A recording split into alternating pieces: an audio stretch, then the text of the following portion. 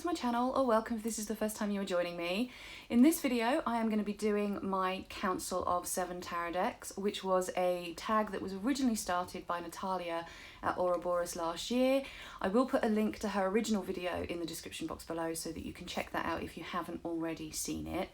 The idea behind this is that we talk about our 7 tarot decks, 7 favourite tarot decks almost, but in a slightly different way. So instead of just talking about why we like the pictures or the artwork or whatever, we approach it from the position that you are yourself, your actual self, is the ruler of your internal kingdom, and all rulers have a council of advisors, and these 7 decks are your 7 council members.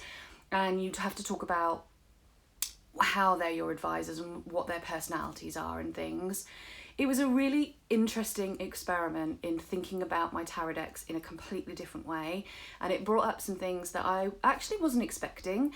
So I'm going to jump straight in and go through my 7 council members. So the first member of my council, and probably the head of my council if you like, my elder council member, is the Robin Wood Tarot. This is a tarot deck that I've had for many years.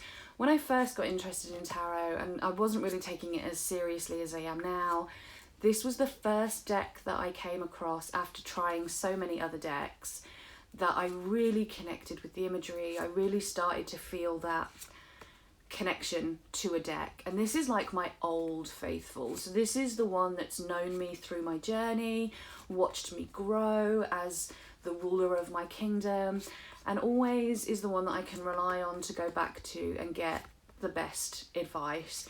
It knows me so well that it knows exactly what I need when I need it. It knows what advice to give me, or what cards I need to see, or what I need to know that I'm not already aware of. It very much is deeply connected to my core sense of self, and is just, as I say, it's just like an old faithful deck. I really love this one. I go back to this one a lot, and it's one that, although I haven't actually used for a while, it is one that I'm continuously drawn back to and will definitely always be part of my council. My second council member is my Everyday Witch Tarot. This one is another one that I've had for a long time. It's the one where the Robin Wood was the one that I really first connected with. The Everyday Witch one was the one where I really started to first take tarot seriously and really had that moment where I thought, I can do this. This is something that I can actually do. It's always very honest. Sometimes it's quite snarky. It will quite often give me messages that I already know. It kind of has that, you ask it questions and it's kind of like, well, this is a dumb question, you already know the answer to this, here you go. You know, it's that one that's like, if you say to it, how do I get more balance in my life, it'll give you like the 2 of Pentacles in a very, well, you need to just be more balanced kind of way. It very much connects to my witchy soul and my sense of magic and the joy that I find in being a witch and practicing magic, and just the kind of supernatural elements of my life that I really connect to on a deep level. Next up we have the Deviant Moon. This is the harsh realities, pulls no punches, really makes me look my shadows and my darkness in the face and confront them head on. It doesn't sugarcoat, it doesn't hide, it isn't all love and light and positivity. It's a very harsh deck. It's very like, get your shit together, love, and pull your finger out, and you know what needs to be dealt with, so get on and bloody well deal with it already. It kind of has that kind of feel to it. It's a deck that I honestly never thought I would connect with. I honestly never thought I would have much enjoyment out of working with. I really didn't think the imagery was for me, but it really connects to this kind of deeper, darker, hidden element of myself that I kind of knew was there but had avoided for a very long time, and this deck is very much one that brings it all out into the sunlight and forces you to face it, even when you sometimes don't really want to.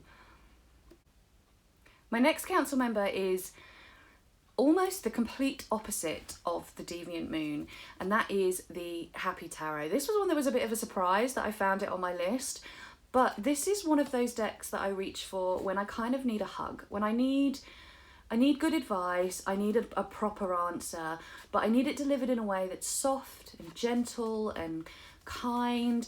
This is like that nanny that's kind of watched you grow and helped you develop in a really soft, encouraging, kind, gentle way. So this is the one that I go to when I know that I need to deal with an issue, or I know that I need to think about or talk about an issue, but I'm not really ready to face the honest harshness behind that issue. It's the one that gives me the message that I need in the most gentle way that it possibly can. My fifth council member is the This Might Hurt Tarot.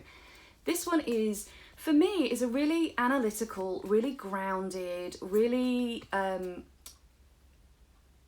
focused on the kind of like the day-to-day realities of life kind of deck.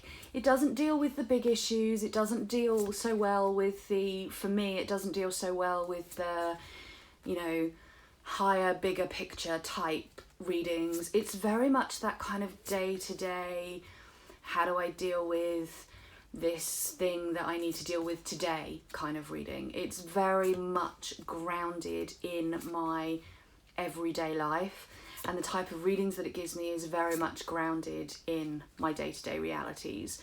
It's not a soft deck by any stretch of the means. It does have a very soft look about it, but it's definitely not a hug deck. It definitely is I'm going to give you the truth, and I'm going to give you it straight up without any fluff, but it's going to be about that stuff that you kind of need to deal with today, and the stuff that you can deal with today, as opposed to the big picture things that you need to think about that might be coming up in a month or 6 months or a year. It's not really that kind of deck. It's more of a helps me manage my day-to-day life kind of deck.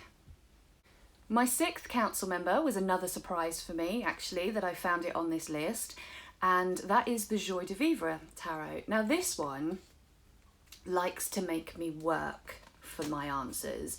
It talks in riddles, it talks in metaphors, it talks in story language as opposed to straight up, blunt, honest answers.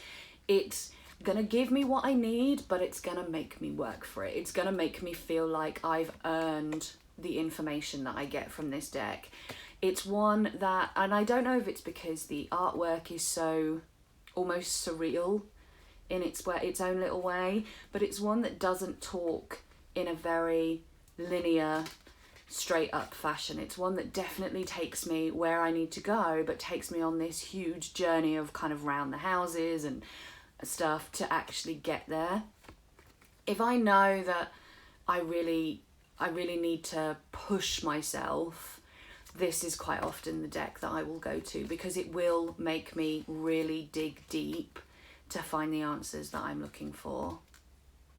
And the final member of my councilman number 7, is my Alexias Tarot. Now this is my boho tarot. That's how I like to refer it. This is my boho chick. This is the one that is, in general, very light-hearted, very free-spirited, very wild and a bit chaotic in its energy. It pushes me to really embrace the joy, the excitement, the love and affection and all of those kind of positive type emotions that sometimes when we're in the midst of things we can have a habit of not seeing or not paying attention to. It's the one that reminds me to be grateful for the things that I have and to appreciate the things I have, and to stop looking for what might be and start really, really embracing what is. So this is my free-spirited wild child. I would love to know what your Council of 7 are. So if you have done a VR to this already, please do let me know in the comments below so that I can go and check it out.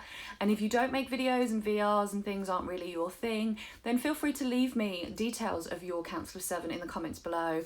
What would be on your council? Why would they be on your council? What personalities do they bring to your readings? Until next time, thanks for joining me. Take care, everyone, and lots of love. Bye-bye.